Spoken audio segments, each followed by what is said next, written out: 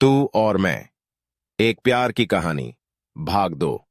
पिछले भाग में हमने देखा कि विवेक और नीता की प्यार भरी कहानी कैसे अचानक एक मोड़ पर बदल गई।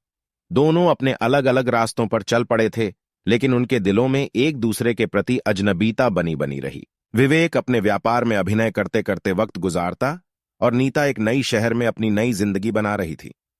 उन्हें बहुत मिलती जुलती घटनाएं देखने का मौका मिला, लेकिन उनके दिल में सदैव एक खालीपन था जो सिर्फ विवेक से भर सकता था। वक्त बीतता गया और एक दिन नीता ने अपने नए दोस्त के साथ एक मेला जाने का फैसला किया।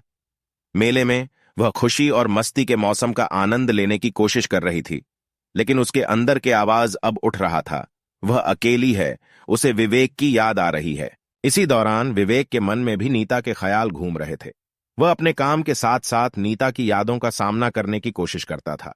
उसे लगता था कि उसने सही निर्णय लिया है, लेकिन उसका दिल उसे दूसरा संकेत दे रहा था। मेले के दौरान नीता और विवेक एक दूसरे से टकरा गए। उनकी आंखों में दर्पण में अपनी छवि देखते हुए अद्वितीयता थी। दोनों अपनी बातचीत में व्यक्त हुए और उनके दिलों में एक बार फिर से वो प्यार और अभिरुचि की ज्वाला जगमगाई। विवेक ने नीता से कहा, नीता, मुझे तुम्हारी याद बहुत आ रही है। मैंने गलती की है और तुम्हारे बिना मेरी जिंदगी अधूरी है। क्या तुम मुझे माफ करोगी और हम फिर से एक दूसरे के साथ एक नया आरंभ कर सकते हैं? नीता ने विवेक को देखा और उसकी आंखों में खुशी और गहराई देखी। उसके होठों से हंसी निकली और उसने कहा, विवेक, मैं तुम्हें माफ करती हूं। मेरे लिए तुम जरूरी हो और मैं तुम्हारे साथ अपनी जिंदगी को फिर से शुरू करना चाहती हूं। इस तरह विवेक और नीता की प्यार भरी कहानी में एक नया अध्याय शुरू हो गया। यह दिखा रहा था कि प्यार और समझदारी की मदद से किसी भी मुश्किल को पार किया जा सकता है।